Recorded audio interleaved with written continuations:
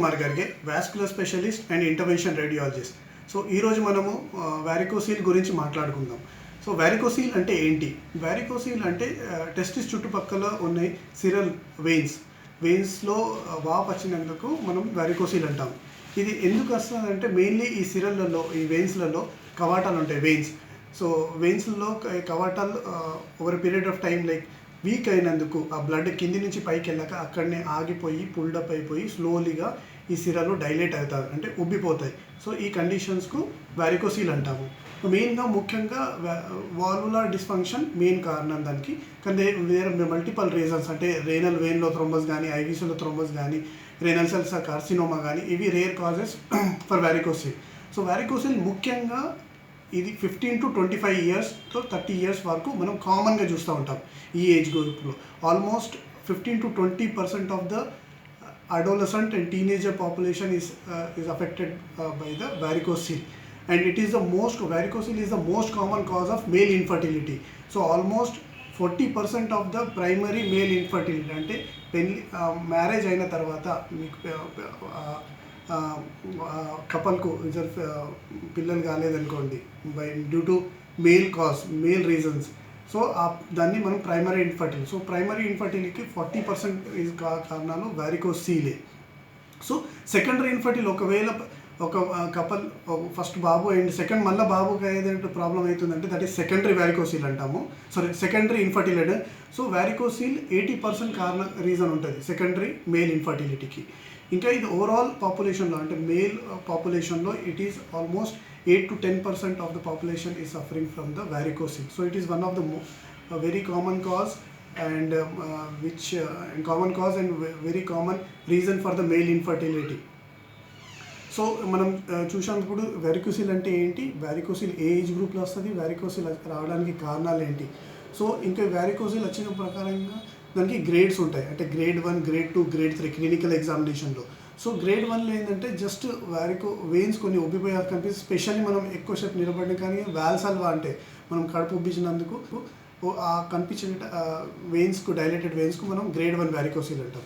Grade 2లో ఏంటంటే pressure ఇవ్వక జస్ట్ స్టాండింగ్లో కూడా మనకు కనిపించేదానికి మనం గ్రేడ్ 2 వారికోసీల్ అంటాం. గ్రేడ్ 3 వారికోసీల్ అంటే మనం దూరం నుంచి కళ్ళ చూస్తేనే మనకు బయటనే స్క్రోటల్ స్కిన్ పైన, ఆ స్కిన్ పైన మనకు కనిపించిన వెయిన్స్కు గ్రేడ్ 3 వెయిన్స్ అంటాం. సో ఇవి మనం మోస్ట్ ఆఫ్ ద టైమ్స్ ఈ వారికోసీల్ మనం క్లినికల్లీ డయాగ్నోస్ చేస్తాం పేషెంట్ సిమ్టమ్స్ పట్టుకొని. సో కానీ బట్ ఫర్ ద కన్ఫర్మేషన్ మనము ఒకసారి స్క్రోటల్ డాప్లర్ చేసుకుంటే మనకు కంప్లీట్గా ఐడియా వస్తుంది. So scrotal Doppler is for the confirmation. Even మనం సిరల్ డయామీటర్ ఎంత ఉంది, ఎన్ని సిరల్ ఉబ్బిపోయినాయి, ఎక్కడెక్కడ లీక్ ఉందో, బ్లడ్ బ్యాక్ ఫ్లో ఉందో, ఇవన్నీ మనకు ఇన్ఫర్మేషన్ కూడా డీటెయిల్గా information along with testicular size ఏంది, టెస్టికులర్లో ఏమైనా చేంజెస్ ఉన్నాయా, టెస్టికులర్లో పర్మనెంట్ డ్యామేజ్ ఉందా, ఏమైనా అసోసియేటెడ్ రీజన్స్ అంటే స్క్రోటంలో ఏమైనా నీళ్ళు నిబిడిందని మనం హైడ్రోసిల్, ఏమైనా వేరే రీజన్స్ అవి కూడా రూల్ అవుట్ చేసేదానికి మనకు డాప్లర్ చాలా యూస్ఫుల్. సో ఈ వారికోసీల్ ఉన్న వాళ్ళకు సిమ్టమ్స్ ఎలా ఉంటాయి? సో వారికోసీల్ వాళ్ళకు మేము దీన్ని గ్రేడ్ పట్టుకొని గ్రేడ్ 1లో మోస్ట్ ఆఫ్ ద టైమ్స్ ఏవి సిమ్టమ్స్ ఉంటాయి, నా పేషెంట్కు పెయిన్ ఉండదు, స్వెల్లింగ్ ఉండదు. కానీ స్టేజ్ 2లో మోస్ట్ పేషెంట్, స్టేజ్ 2, స్టేజ్ 3లో పెయిన్ కానీ, హెవీనెస్ కానీ, స్క్రోటల్లో టెస్టికులర్ స్క్రోటల్ వాపు రావడం, కొందరు పేషెంట్స్కు సేమ్ చెప్పినందుకు పిల్లలు కావద్దు, సెక్షువల్ యాక్టివిటీ కూడా లో అయిపోవడం, ఇవన్నీ దానికి సిమ్టమ్స్ ఉండొచ్చు. So because testicular functions affect అవుతాయి కాబట్టి సెక్షువల్ యాక్టివిటీ కానీ, స్పర్మ్స్ కౌంట్ కానీ ఇవన్నీ కూడా తగ్గిపోతాయి. సో దీనికి ట్రీట్మెంట్ ఆప్షన్స్ ఎలా ఉన్నాయి? సో స్టేజ్ 1లో ఎలాంటి ట్రీట్మెంట్ అవసరం లేదు. స్టేజ్ 1లో యూజువల్లీ స్క్రోటల్ సపోర్ట్ కానీ, అవాయిడింగ్ లాంగ్ స్టాండింగ్, ఇవన్నీ మనం కన్సర్వేటివ్గా మేనేజ్ చేస్తూ ఉంటాం. కానీ స్టేజ్ 2 కానీ, స్టేజ్ 3 కానీ ఈ ట్రీట్మెంట్ అవసరం, specially for male infertility, for preventing further damage to the testis and for the pain and the swelling in the scrotal reason. So treatment ఆప్షన్స్లో ఒకటి ఓపెన్ సర్జరీ ఉంది, ఇంకొకటి ఏంటంటే ఎంబోలైజేషన్, మనం ఎండోవాస్కులర్ ఇంటర్వెన్షన్తో ఎంబోలైజేషన్, ఈ బోత్ ఆప్షన్స్ ఉంది. So open సర్జరీలో ఏంటంటే మనం అక్కడ కట్ తీసుకొని వెయిన్స్ని ఐడెంటిఫై చేసుకొని లైగేట్ చేస్తాము, తర్వాత కుట్లు వేస్తాం. సో ఇందులో పోస్ట్ ఆపరేటివ్ పెయిన్ కూడా ఉంటుంది, అనస్థేషియా ఎఫెక్ట్. సో కొందరికి మళ్ళీ వచ్చే ఛాన్సెస్ కూడా ఉంటాయి ఇందులో. సో అదే ఎంబోలైజేషన్లో it's a day care procedure, simple, effective.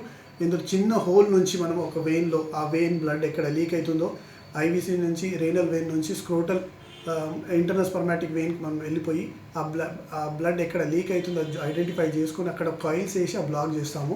So that blood flow back రాకుండా టెస్టికులర్ వీనస్ ప్రెషర్ పెరగక, వీనస్ హైపర్టెన్షన్ పెరగక టెస్టికులర్ రీజన్లో ఇది మనం అవాయిడ్ చేస్తాం. So it's very safe, simple, effective procedure. And even varicocele embolization can be done. ఇది మనం open surgery fail అయిన వాళ్ళకు కూడా మనం వారికోసిల్ ఎంబోలైజేషన్ చేయొచ్చు.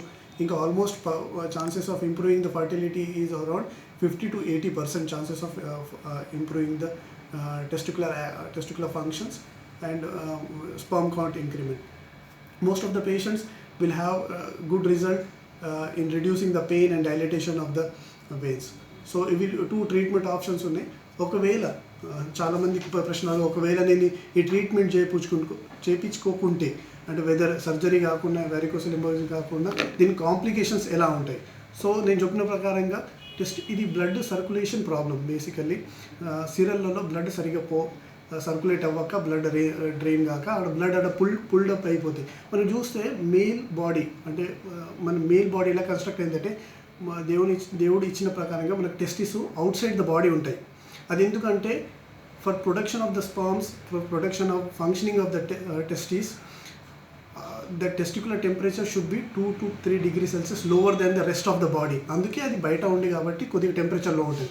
కానీ ఈ వారికోసిల్ వాళ్ళ పేషెంట్స్కి ఏమవుతుందంటే బ్లడ్ సర్క్యులేషన్ సరిగ్గా కాక అక్కడ ఆక్సిజన్ కానీ న్యూట్రిషన్ కానీ ఇవి దొరకక అక్కడ టెంపరేచర్ పెరిగిపోయి టెస్టికులర్ది టెంపరేచర్ 2 degrees లోవర్ ఉండక అది నార్మల్ బాడీ లాగానే టెంపరేచర్ పెరిగిపోయి టెస్టిస్ డ్యామేజ్ అవ్వకుండా స్పర్మ్స్ కౌంట్ రిడ్యూస్ అయిపోతాయి, testicular hormones reduce, testosterone. So sexual activity తగ్గిపోతాయి, ఇరెక్షన్ ప్రాబ్లమ్స్ రావచ్చు, ప్రీమ్యాచ్యులర్ ఎజాక్యులేషన్స్ రావచ్చు. తర్వాత స్పర్మ్ కౌంట్ రిడ్యూస్ అయినాక మళ్ళీ ఫాదర్ అయ్యే ఛాన్స్ కూడా రిడ్యూస్ అయిపోతాయి.